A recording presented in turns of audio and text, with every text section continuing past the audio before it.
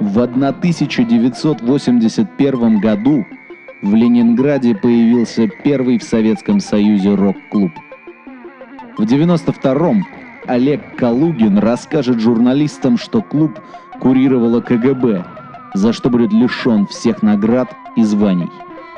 Но все ли рассказал генерал Калугин? Это была война.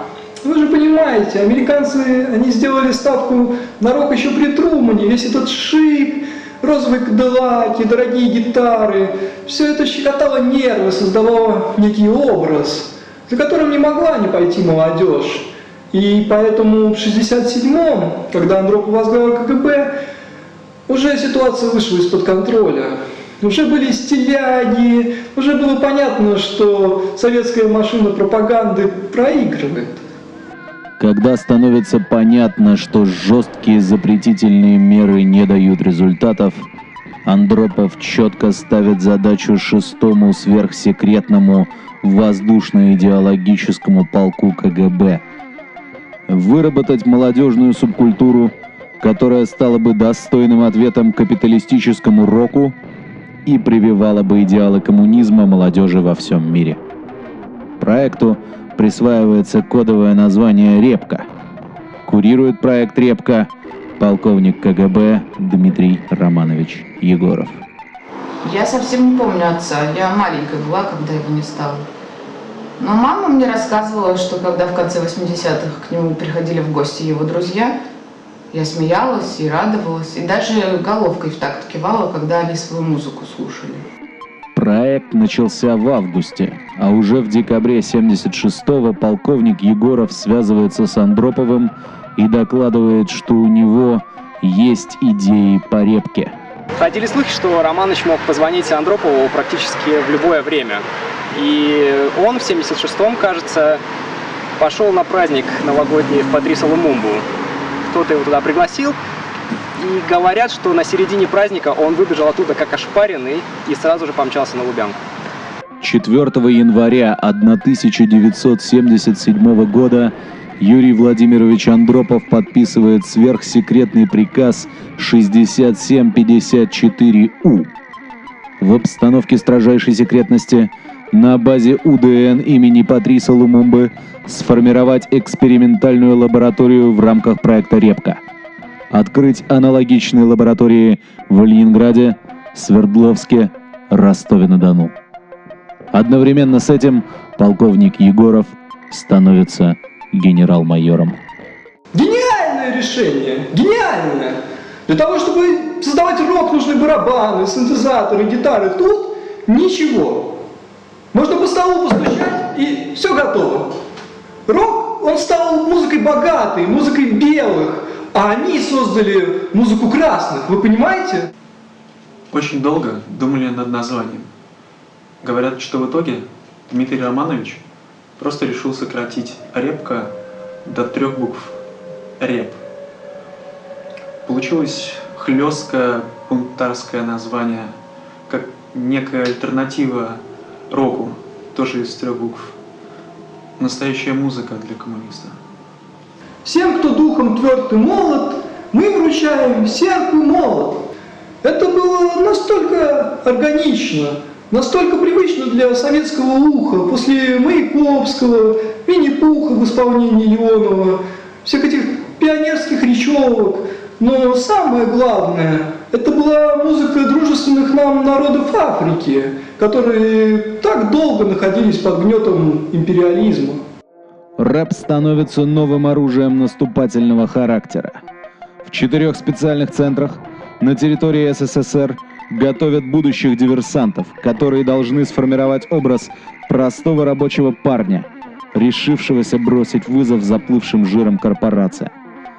С 1979 по 1983 год СССР внедрит на территорию США более 150 африканцев, которым суждено стать звездами новой молодежной музыки.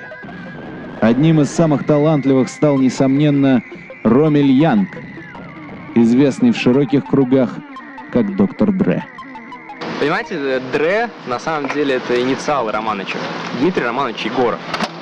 А доктора Ромелю присвоили уже позже, заочно, МГИМО, когда он основал NWA.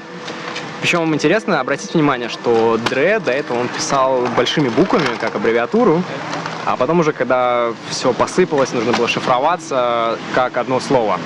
Но на самом деле я думаю, что довольно тяжело далось ему это решение, потому что он очень уважал Романыча. Да что там, все его уважали. Я так понимаю, что все в конце 80-х вдруг резко заторопились, потому что поняли, что американцы успевают, а мы нет. Рок-клуб был создан как прикрытие, пока наши рэперы не разовьются. Все думали, что это можно будет удержать в каких-то адекватных рамках, можно будет контролировать.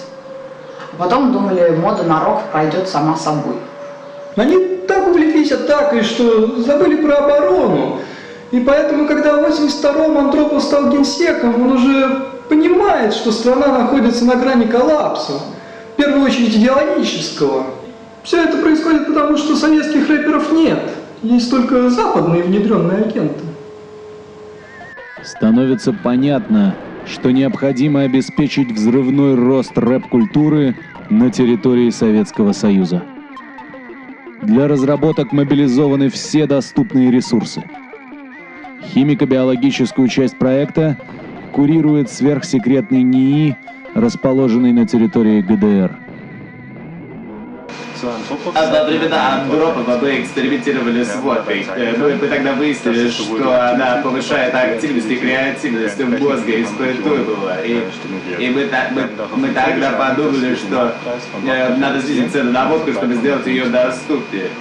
Но потом оказалось, что от водки, в принципе, получался только шансон. Мой папа вообще не любил химию. Был очень живой, естественный человек. Любил за рассадой ухаживать. Горбачев же не так просто быстро поднялся. Он вырос в Ставрополье, он был специалистом по теории почв, семенам, гидропонике. Он в этом всем очень хорошо разбирался. И его заметил еще Андропов. Нашей целью было создать определенный сорт, так называемый каннабис советский, который бы с одной стороны повышал креативность, а с другой стороны как бы сохранял идеологическую бдительность. И я, конечно, горд сказать, что нам это удалось. Но, к сожалению, после падения стены все наши результаты стали не нужны никому. В обстановке строжайшей секретности по указанию Горбачева вырубаются виноградники, а на их месте ударными темпами высаживается конопля, разработанная немецкими учеными. У русского рэпа появляется будущее и свои, пока еще секретные звезды.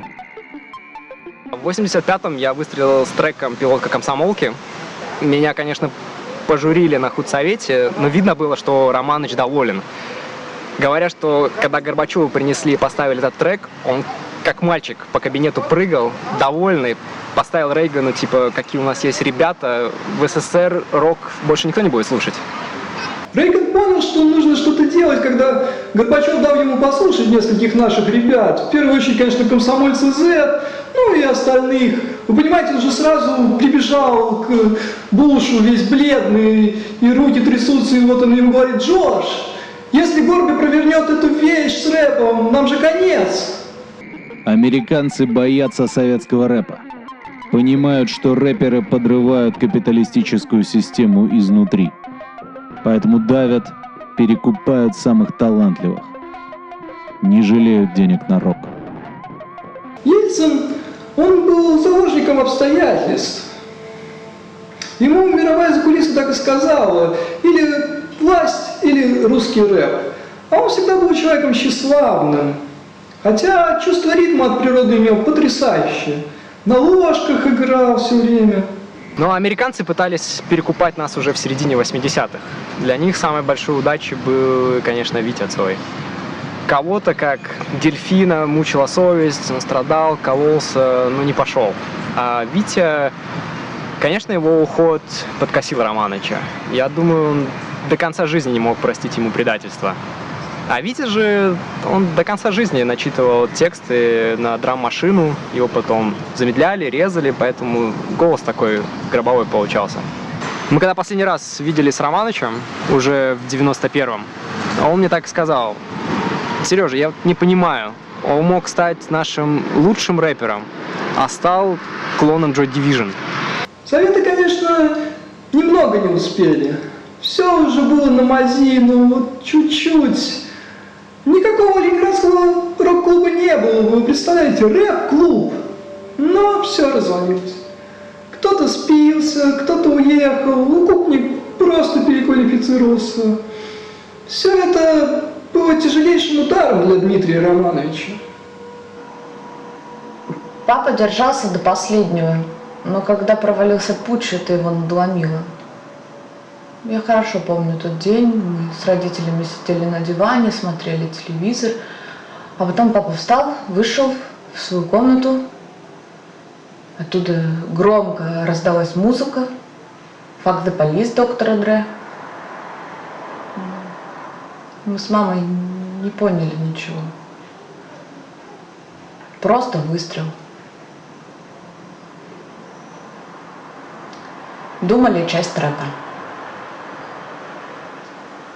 23 августа 1991 года генерал-майор Егоров застрелился в собственной квартире в Москве.